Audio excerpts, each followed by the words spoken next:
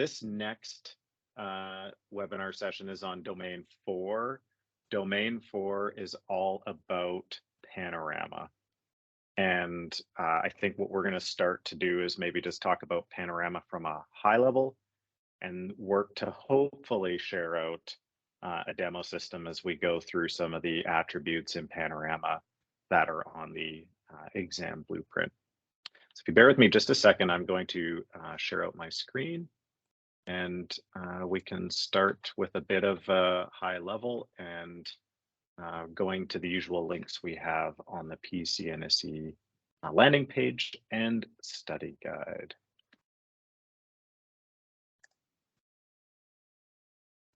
Okay, just confirmation that you guys can see the PCNSE landing page shared out on the screen. Awesome. Okay, perfect. So as always, back to where the study guide's located, just to be consistent, I will pop this in the chat. This is the main landing page that has all the resources from Palo Alto in regards to the PCNSE certification. We've looked at this every session. And again, just a reminder, the blueprint and the study guide are our go-to resources there.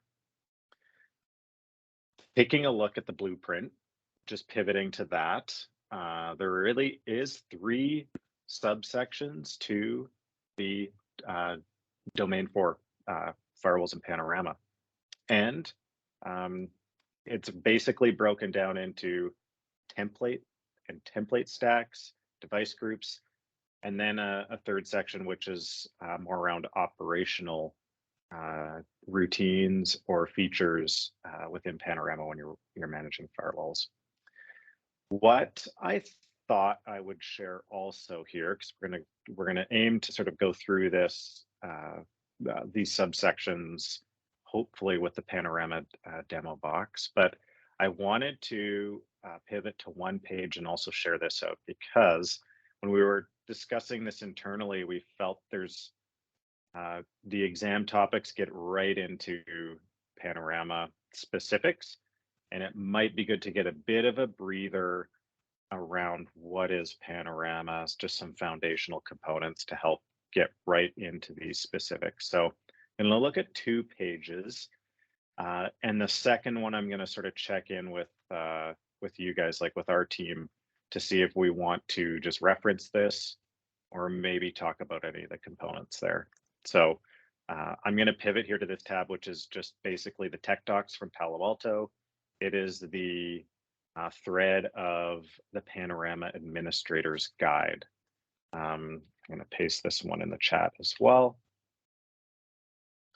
And basically, there's an About Panorama section that might help in understanding what does Panorama really do, right? And it sort of highlights one of the aspects is configuration management, centralized configuration management deployment, and the second main component, logging, aggregated logging collection and reviewing logs, analyzing logs, reporting on logs. And the various platforms, whether they're hardware or virtual, can distribute these 2 main functions as well. And so this page might be good. And there's you can see on the left-hand side, there's subsections and follow-ons to the About. It might help to review this page, which is publicly available, before getting into some of the content.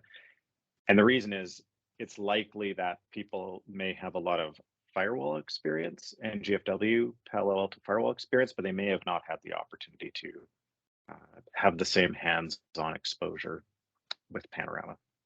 The second page is really also in that Panorama Administrator's Guide tech docs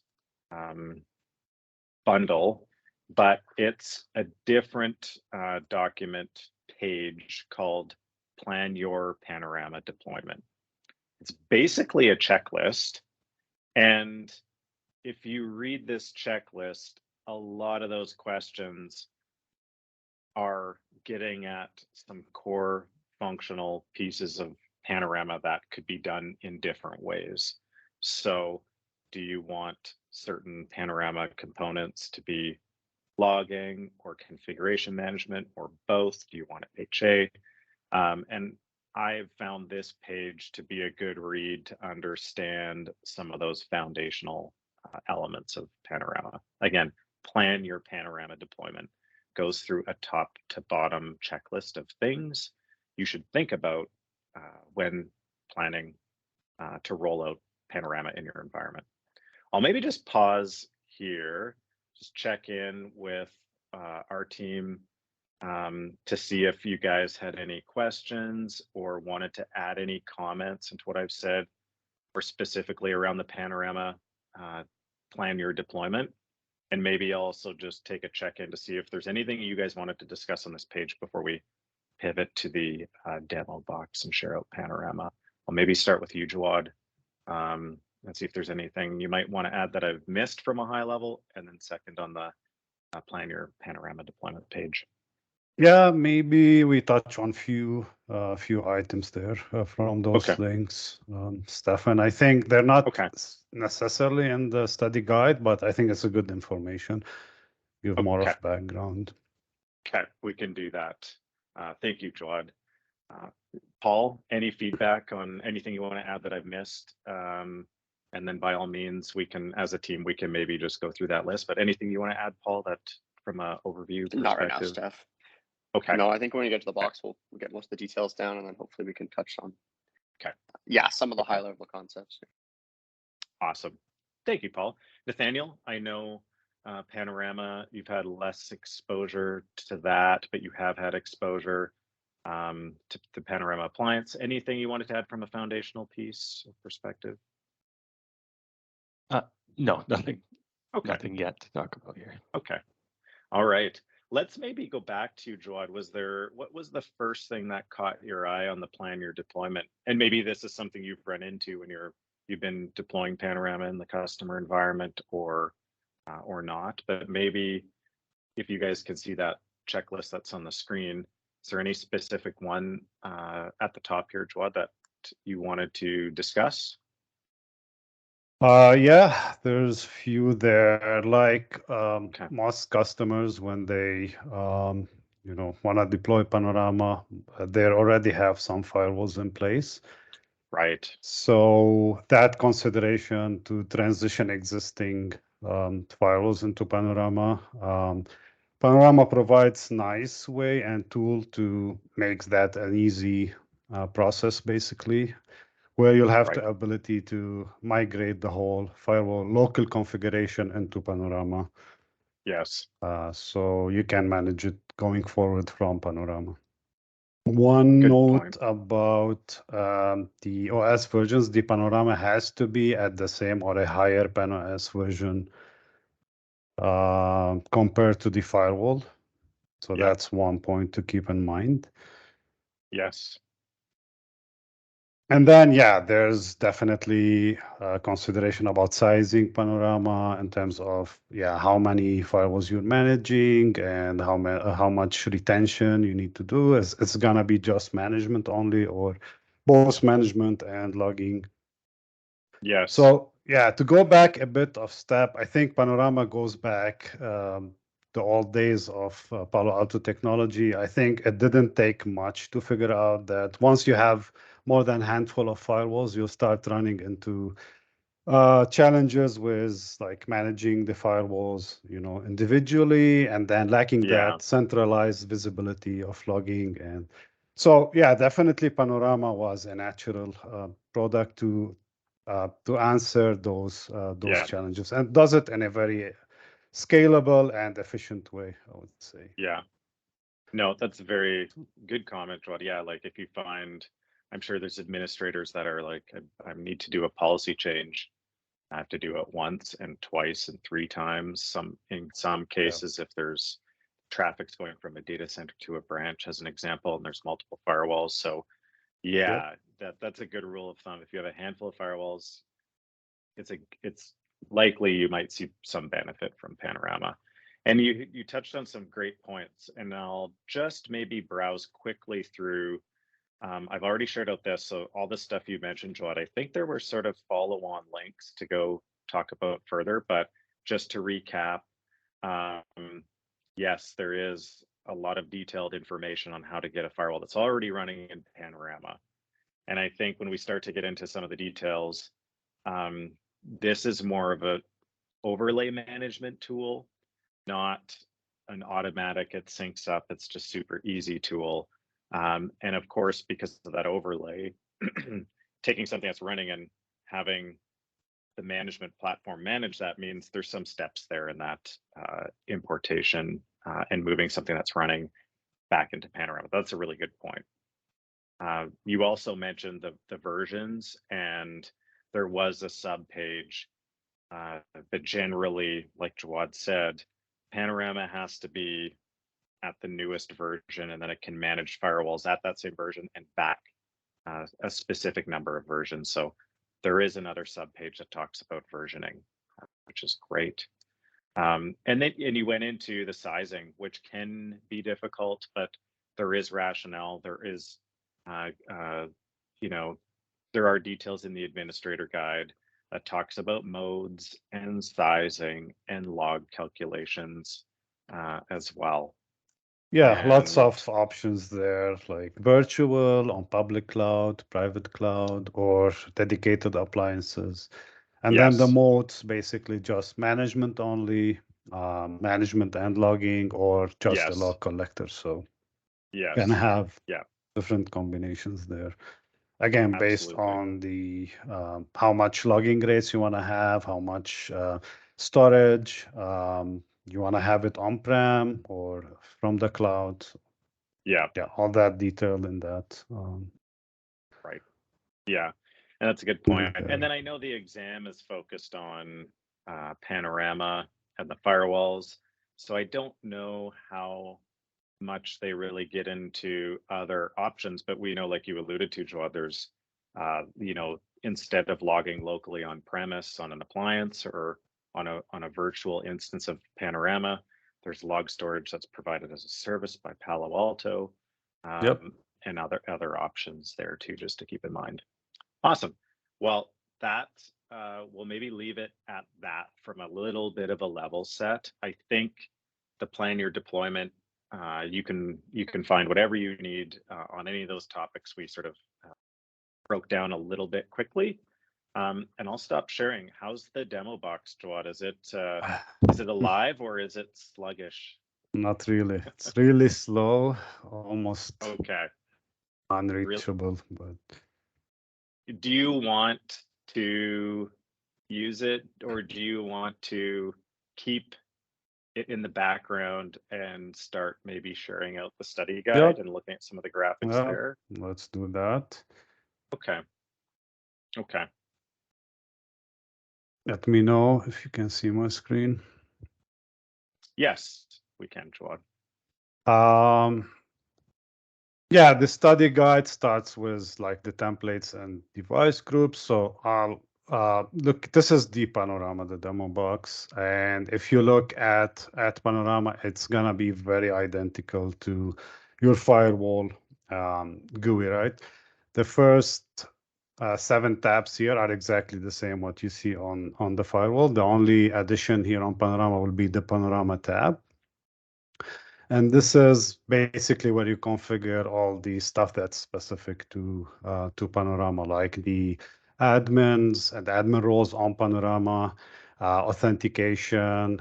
You can see your devices under managed devices, and then configure all the templates, device groups, other things. In addition, there's all the plugins that are required for Panorama to communicate with, like NSX or AWS and other things, to exchange tags and exchange service information, other things.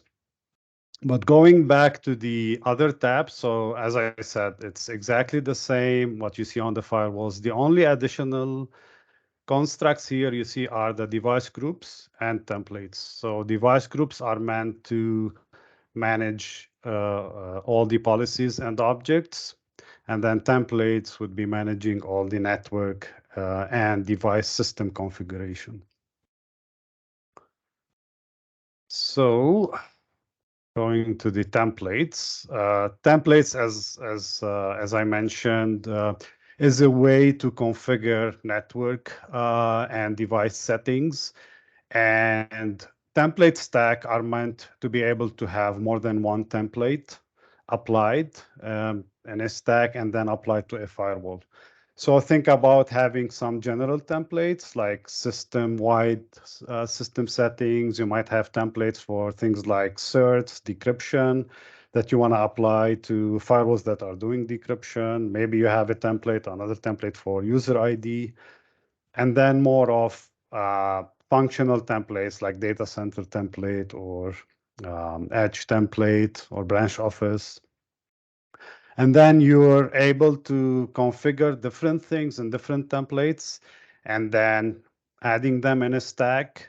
And the cumulative of all the configurations in those templates will be basically the final configuration in the template stack that apply to the firewall or firewalls that are members of that template stack. So usually, yeah, like grouping based on geography or functionality is very common. And then in order not to have to create different templates, let's say you have side branches, 20 or 30 side branch, you have a capability of reusing same templates through the stacks, but even taking that a higher or a different level through the variables. Where you can set variables in the templates and template stack, and then applying specific values at the device level. Unfortunately, we can't show that on the demo box, but basically in the templates, you have a variable column here. You would click on it and add, just a variable name like DNS or WAN IP gateway. Give it maybe just a dumb value, and then under the device, which will be here, you have also the variable column, and you can override specifically for each device the specific values for that device. Very useful when you have like cookie cutter. Again, think about 100 sites that share similar network configuration and system settings, and you don't have to create specific or separate templates for each. You can use just one template and through variables push the different specific settings for that site this way. One question on that, Jawad. Yep. The variable values are still stored in Panorama under the managed devices area? Yeah, you could either override it here under the managed devices, or even better, you could export a CSV from the template. And yeah, you would have, all the variable names, one column, and then you would have on the row up the serial numbers, of those firewalls, and then the values like the IPs and the different values in that Excel sheet. And that will automatically override or assign those values to those devices. Got it. And so you can export that and import that back in with those. Yep, exactly. Let's say a new device come up, you have it as an Excel, you just export it, update that Excel sheet, and then, export and then import it again into Panorama. Awesome. At the template stack, the order, we need to talk about this. Yeah, so in the template stack, you'll be adding those different templates, and there's order of preference. The template that's higher, let's say there's values that are redundant or different values have been configured in different templates. The template higher in the order is going to take precedence. That value is going to take precedence over. So make sure you put probably most commonly the more specific templates at top versus the more generic templates. So you might have a general global template, put it at the bottom, but then you're overriding certain specific items through the more specific data center or local templates on top of that. And then on a template stack, if there's configuration in each template that is not the same. You know, this template has DNS, this one has a whole different, those are all summarized and all get applied. Yes. It's only the Template stack. over the conflicting value where it's like the DNS is different in this one from this one, that priority takes place. Yeah, when you go and select the template stack, you can see all the cumulative configuration, and you can hover the icon there, and it will show you where this value Right. is coming from, which template. You can even, for some items there, you can even override it at the stack level if you need to. Let's say Right. there's a reason where you got the different, configuration from all this baked templates and the hierarchy, and you still want to override it at the stack level, you can still do that as well. So Got it. So the very stack itself flexible. You can achieve override. probably the same things different ways. Yes, that makes sense.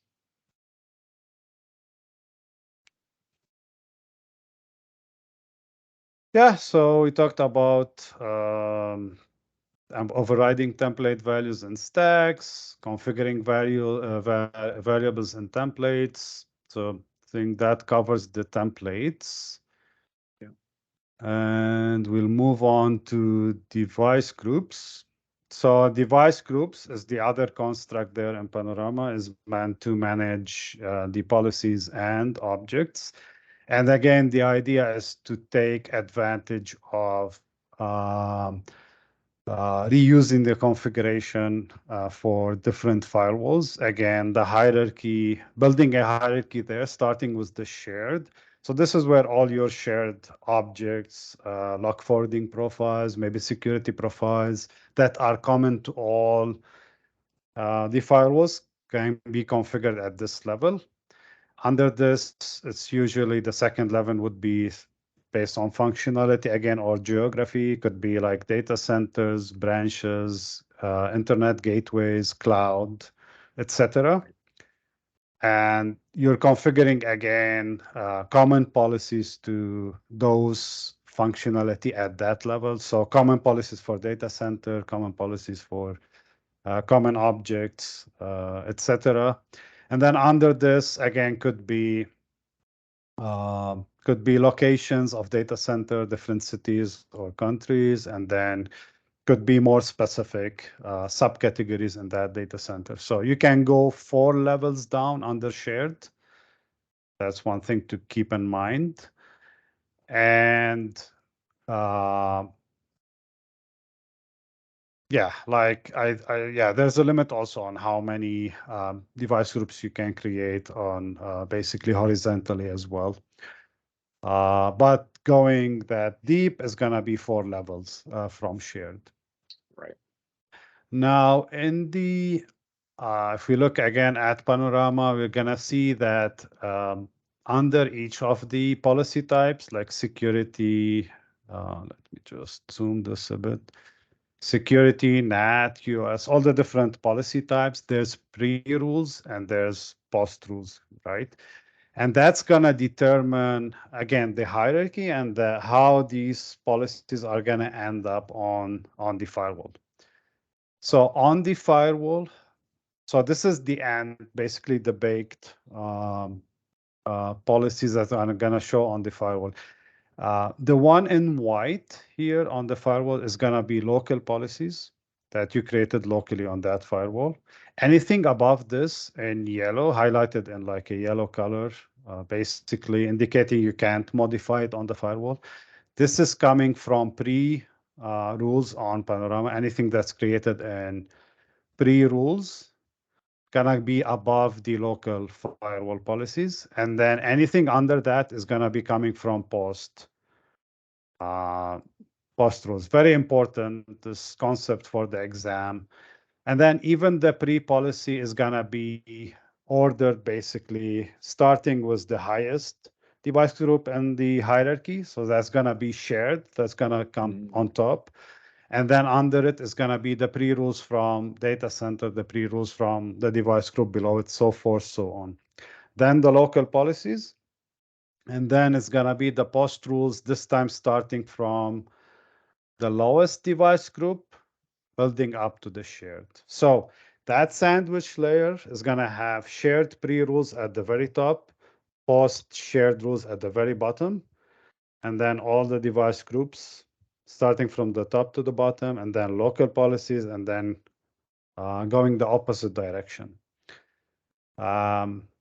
So again, think about shared policies would be things like you want to apply to all firewalls. Like I want to enforce using just the organization DNS NTP.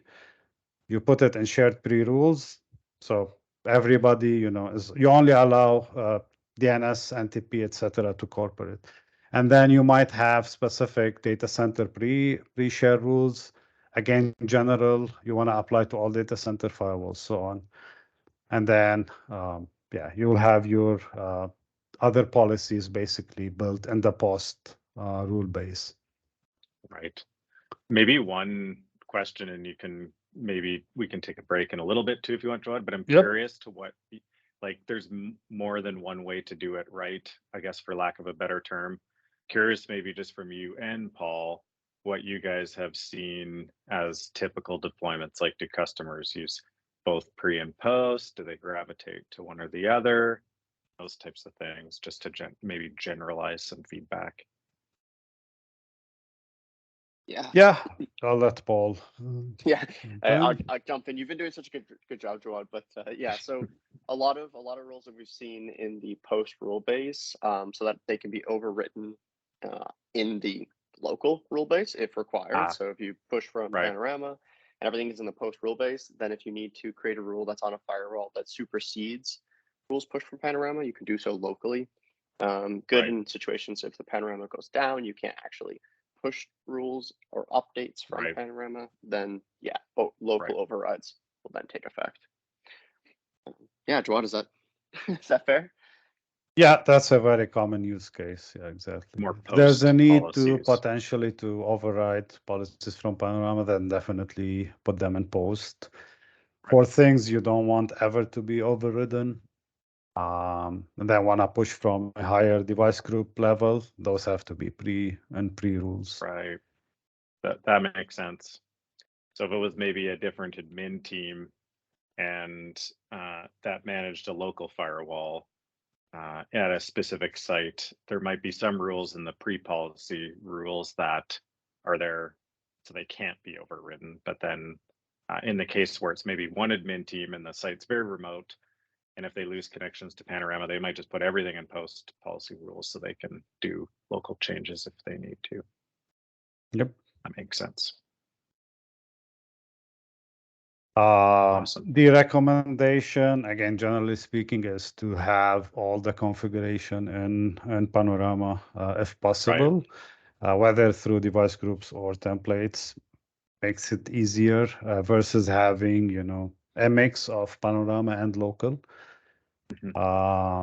Yeah, like having that single pane, managing everything from one place definitely has its advantages. But there might be use cases where you might need to do some local configuration still. Yeah, again, if you're local on the firewall, yeah, it's clear you can't modify, you can't update anything coming from Panorama, especially with device group settings like policies and objects. Yeah. You can override things locally with templates. Right. Again, word of cautious with that one. I mean, there might be sometimes a need to do that, but preferably not, unless there's a good reason to do it. And we've, keep you know what I'm talking about, Stefan. So yes, yeah, yes, I know. Just because you can could bite doesn't mean you should. Yes, exactly. Yeah. So yeah, mostly we talked about policies here in the device groups. There's still the objects, and with objects, again, yeah, you can create them higher in the hierarchy, apparently to be reused everywhere, but you can override objects locally. So one use case would be have general policy common, again, branch sites, right? We have 100 sites. We want to have one set of policy created at the branch, for example, device group level. But then we know there's going to be different IP addresses at each site. What you can do is create the policies with general objects having just dummy values and that hierarchy, and then just override the values locally on each local device group. So that they end at the firewall level having those specific local address values. And that's very common.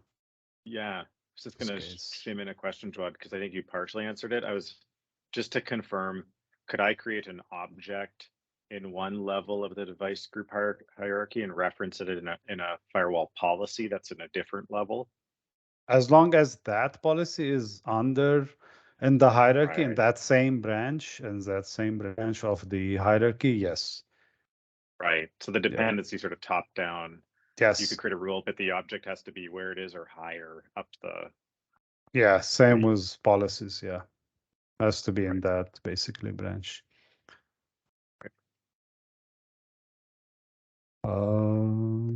Yep, moving on.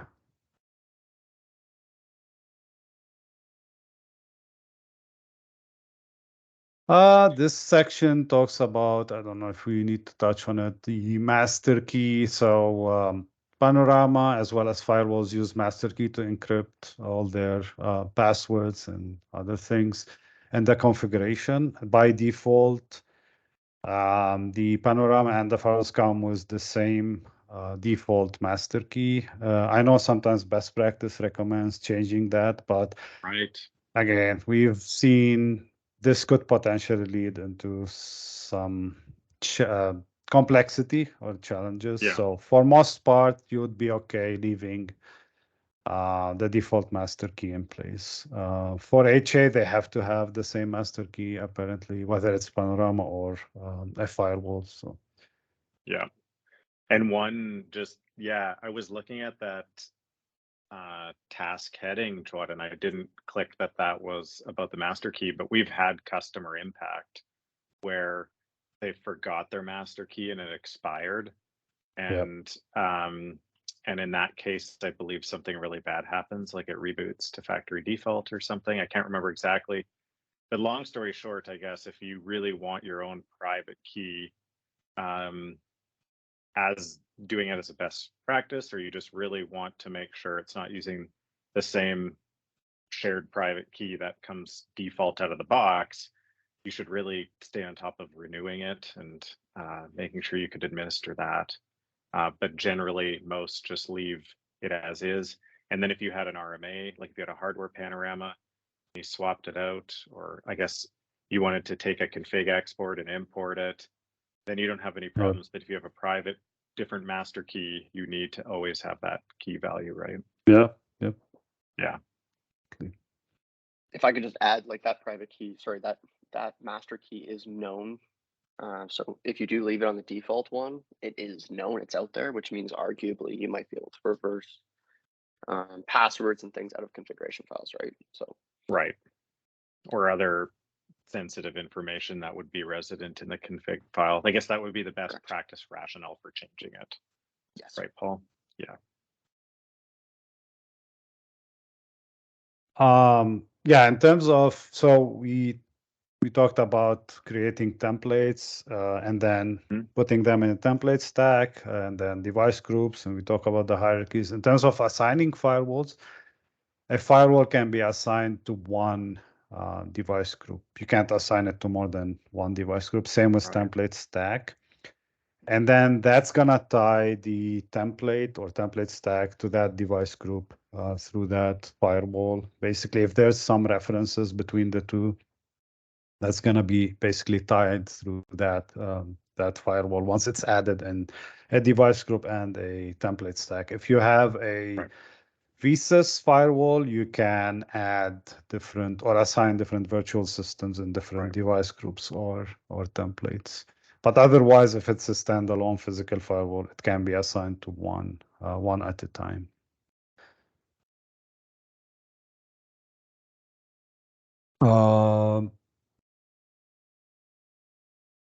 Yeah, licensing. Yeah, they're just this is not the Panorama license itself. I think Panorama license, yeah, we didn't touch on it, but this is basically through plugin. Panorama can automatically license VM firewalls. And then also in Panorama, we didn't mention that you can do PanoS software updates to the firewall centrally. You can do the dynamic updates centrally, and you can also, you'll have a single pane to see all the license details and information. But this is on top, yeah, like you can also license software firewalls through Panorama. Let's see.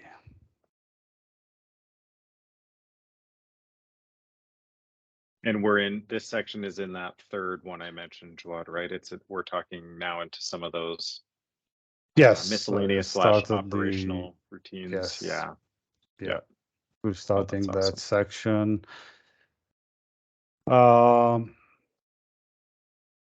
Let me jump here. Curious what the automatic, like, as I'm just looking to. The commit recovery and automatic commit recovery sort of sound interesting. But that's a new thing they added in 10. If you're doing a change on a firewall, and that change leads to you basically losing connectivity to Panorama. So you change something, you put a new policy, and happen that policy blocked your traffic to Panorama somehow. It's basically gonna revert back that commit from the firewall, so that you'll be able to connect back to Panorama. So I think that came in 9.1, right, George? It's a little bit. Yeah, might be in 9.1 exactly. It does like those 5 checks, and if it still has connectivity, then it continues with the commit. And otherwise, it does a immediate revert locally, and then test config again, or test connectivity again. Right. So that's more of an operation on the firewall. It's like, okay, I'm getting a new config from Panorama, and then I'm going to go check and make sure I can still access Panorama. Otherwise, on the local box, it's going to go roll that back and then one version try to restore. Right. That's a really handy feature. Yeah, stop yourself from getting locked out, because you can push policies from Panorama that would lock the firewalls from talking to Panorama, right? Which puts people in a catch-22. And yeah, they kind of solve that with the automated recovery. They don't let you saw the branch that your ladder's on, basically. Yeah, and that was one of the issues. It's not easily undoable. Yeah, exactly. That was one of the issues where people use clients would use post rule bases. Specifically for that reason, where like a local rule could always say get to Panorama, because people have sort of saw the branch that they're sitting on, as you said. Yeah, but then this could be a much better solution, because that could be very common policy, but it also could be like a routing or interface configuration that got pushed from Panorama. Correct. Yeah, absolutely. That makes sense. Awesome. Yeah, and they also mentioned the firewall checks the connectivity to Panorama every hour.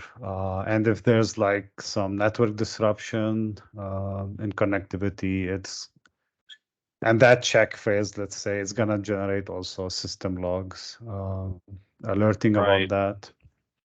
Right, that makes sense.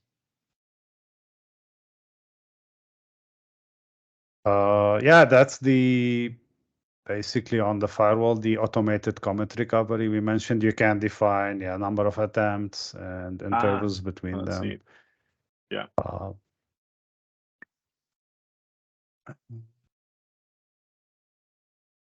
What were the commit types, Jawad? I'm being a bit selfish too, because I don't. Types. Let me just show it on here. Okay. So yeah, some of this also is recent. So you have 3 options to commit when you do changes on Panorama. The first option is just committing those changes to Panorama. So always you'll have first to commit those changes on Panorama, otherwise they won't become available to be pushed to devices. So that's the first step, usually, is committing to Panorama. When you click on this, it will show you can either commit all changes or commit changes by only that you did. And then you can preview the changes, review them. You can even validate that commit before doing a commit, and you can enter a description of what's included, in that change, or maybe a change number here, and then you click commit. So that commits it to Panorama. After committing to Panorama, next step would be pushing to a device. So if you click that, then you got the device scopes, or you can go to edit selections and select the devices you want to push to, whether through device groups or templates. And you can even validate again the push before doing a push. Validate device group push, validate template push. And when you're ready, you can schedule that push, or you can push it immediately to those devices. And then that third option here is doing it in one step, doing the commit to Panorama and the push to devices in one step. So you're selecting that commit, and then the push scope, and then doing it in one step. You can still validate both the Panorama and the push before doing a commit and push as well. So. Panorama also takes backups in the summary under devices. You will see anytime there's changes locally on the local configuration, that's going to show up in Panorama as so it will back it up basically in Panorama, and you can basically back up or go back to those versions. You can schedule also exports of the Panorama configuration itself to external systems. So lots of options there, basically, in terms of backing up both firewalls and the Panorama configs. Right. And the backups that the Panorama holds from firewalls isn't like a cron job. It's more like when changes are made, it's stacking all the backups that are available. And then when you're backing up Panorama, it's the Panorama configuration plus all those firewall backups that you could export somewhere else on like an SCP server or some other file storage location. Yeah, I think Panorama stores up to 100 backup for each firewall. So if you have local, config, and once you do commits, it sends a backup, a copy of that running configuration to Panorama. Yeah. PanOS 5. That's a feature. It's an old feature. Yeah. RMA probably easier when if you have all your config done in Panorama, and let's say a firewall, running into a serious issue, you need to replace it. Becomes much easier when you have it this way through Panorama. All you need to do is just replace the new serial number and just provide probably basic connectivity to that firewall, and then join it into Panorama, and then push the device and template configuration you have for that site from Panorama. So makes it easier, basically. Commit and that would include that would include the local config too, Jawad. Like that device state would have local config that was on that failed hardware as well, would it? The device state would have that portion of the and local config. And the RMA is assuming it's like an identical hardware device, and you're just literally swapping it out because something physically failed or malfunctioned on it. Yeah, they usually provide you the same same model. We talked about the different commit types.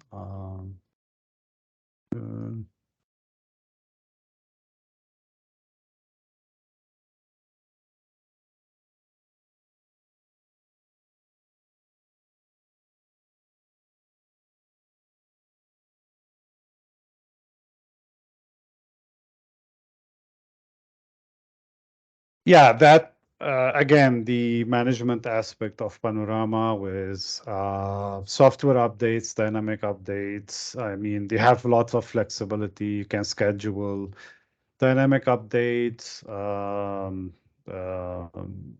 You can group devices, different schedules, and push antivirus and threat updates and other things from Panorama based on different schedules.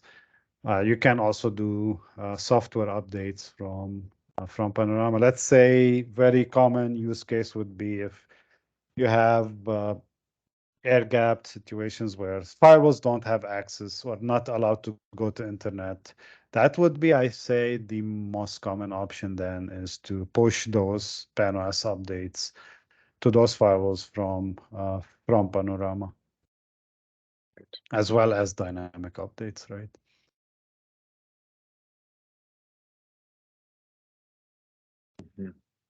Makes sense. Yeah, we touched on this at the start. So yeah, lots of customers when they set up Panorama, they'll probably have already some firewalls. So there's maybe we'll provide the link for that's not on the PCNSE and its details, but just from high level, there's very well-defined steps on how to migrate an existing firewall with the local configuration into Panorama. Very commonly used, like we do it on a regular basis for our customers. And yeah, it goes very well every time. I didn't run into any issues with it. So from high level, it will be basically an import of that. So yeah, adding the device first into Panorama and make sure it's connected, and then importing the device state or configuration local into Panorama into a new device group, new template, and then you can do some massaging on the Panorama and then push it back basically to the firewall, so it will become all managed from Panorama.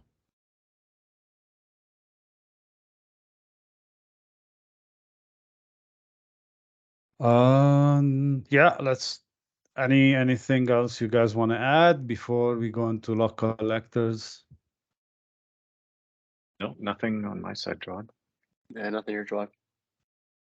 Okay, I'll just switch maybe here. Okay, so we talked about models being, virtual appliance or physical appliance for Panorama. The modes, there's 3 modes basically. There's a Panorama mode, which allows basically that Panorama to do both management and log collection. That's one common mode that we see. And then there's a management only mode. So in this mode, it's only doing management, no logging. So the logging could be another log collector, a dedicated log collector, or it could be data lake, Cortex data lake, for example. And then a third mode would be just log collection. Right. So if we go into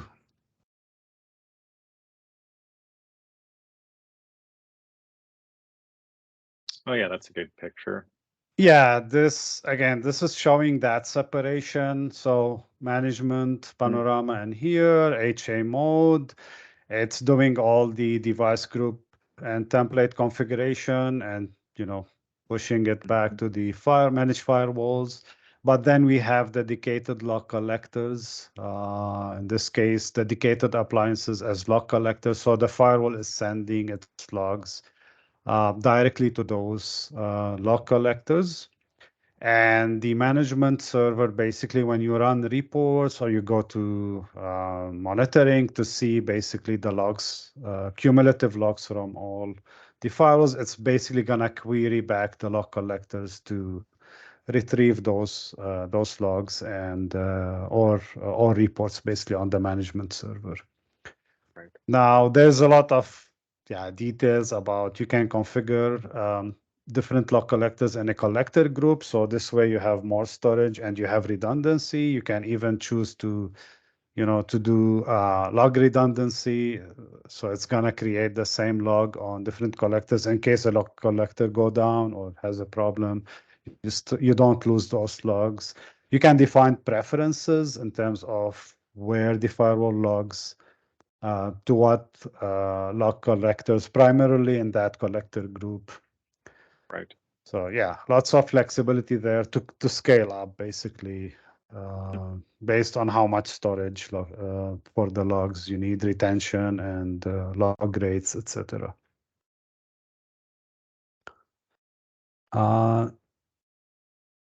In addition,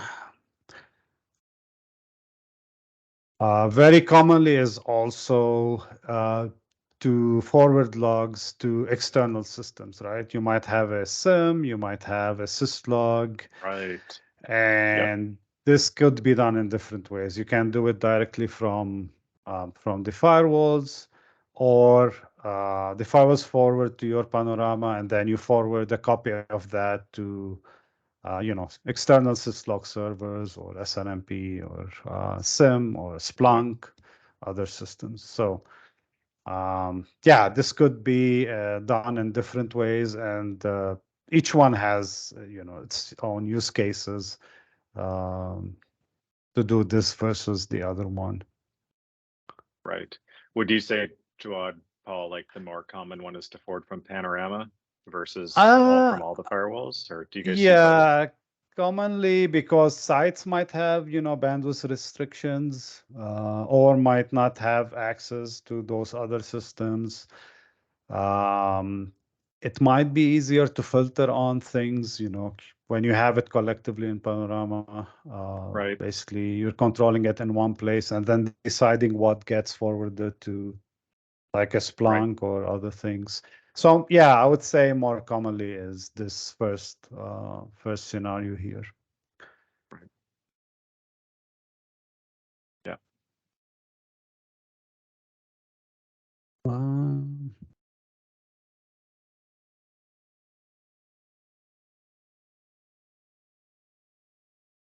curious about the health. I know it's like one little paragraph.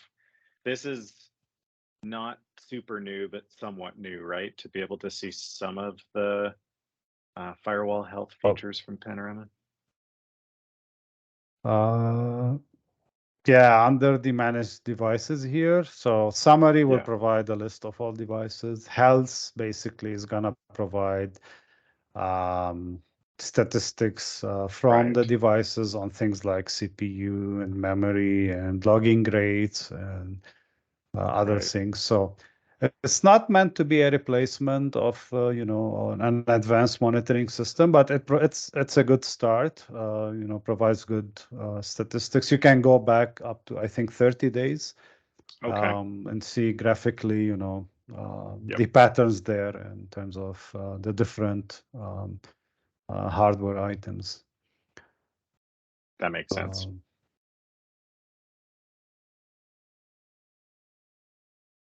Yeah, let's talk about role-based access control on Panorama. So because Panorama, you're managing, enterprise-wide all your firewalls, and there might be different departments or different functions. You have the ability to very granularly assign access control through admin roles, and what level of access admins have through a combination of admin roles and access domains. So admin roles, yeah, you can define read, write, access on different aspects of the configuration, and then access domain would be what you want to. You can create different access domains and include devices in each access domain, and then have a combination of, yeah, I want to give read access only to this subset of devices. So that will be a combination of a read admin role with that access domain, which contains that subset of devices. So yeah, very, very powerful. And then through this, once you assign this, when the admin logs in, You can even assign him different access domains access, and then he can switch between those, and he will only have visibility to those specific devices and be able to manage only those devices. What have you guys seen, Jawad, Paul, on is it usually granular access domains and roles, even maybe potentially linking to like Active Directory, or is it more these are less commonly used in your experience?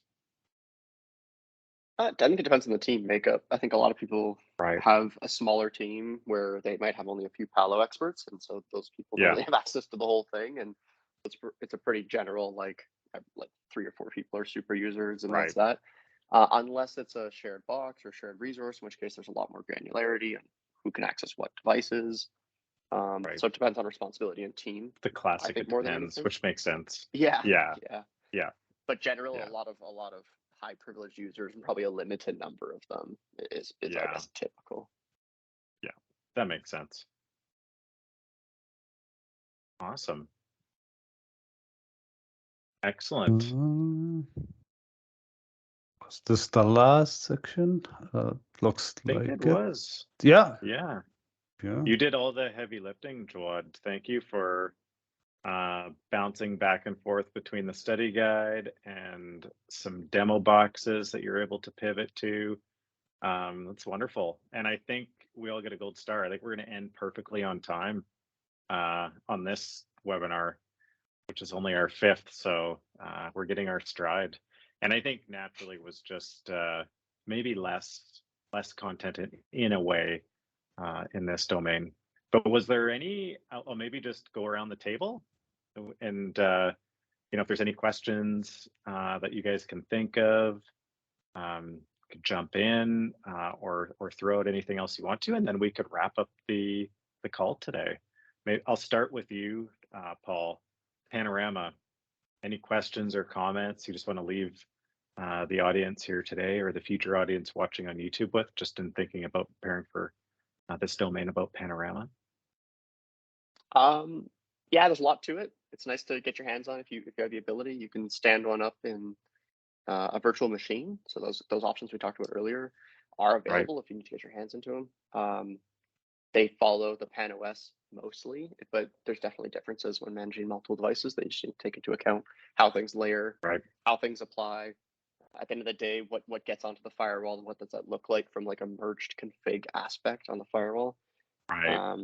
Yeah, Panorama does have when there's issues, we're normally looking at Panorama, whether that's because it's a large environment with plenty of things and lots of config and things that could conflict. So yeah, it's an important element, and it's very often used, so it's definitely worth understanding. No, and thank you very much, Jawad, for just doing the whole section. It was awesome, and you have plenty of stick time on Panorama. So yes, yeah, let's hear your opinions. Awesome, thank you, Paul. Nathaniel, I know as you took this in, was there any questions or anything that came to mind you wanted to share on the Panorama topic? Nope, nothing for me. I think we did a really good job going over everything. So awesome. We'll just pass that along to you, Jawad. Nice work, Nathaniel. Thanks, you did a wonderful job. So. Yeah. Awesome. Thanks, Nathaniel. Yeah, I agree, Jawad. You did a good job. It was nice to sort of pivot between some of those. I really like the picture of the separate duties of like forwarding logs to these units, and these are used for configuration. So that was a good one to bring up. That I thought that really helped amongst others. Was there anything else, Jawad, on your side that you wanted to leave the audience with on Panorama? And maybe just one thing I'll throw too is just you had commented on the size of firewalls, quantity of firewalls when Panorama is sort of valuable. Maybe just hitting on that point again. And anything else you want to add to leave with the audience, Jawad, on Panorama? Yeah, like the licenses for Panorama, it comes like in it's capacity-based license. So starting with 25, I think that's the minimum, and then jumping to 100 and 1,000. And now is if you want to go above that, it's gonna be the appliance, the M500 or M600. I believe the M600 supports up to 5,000 firewalls. Right.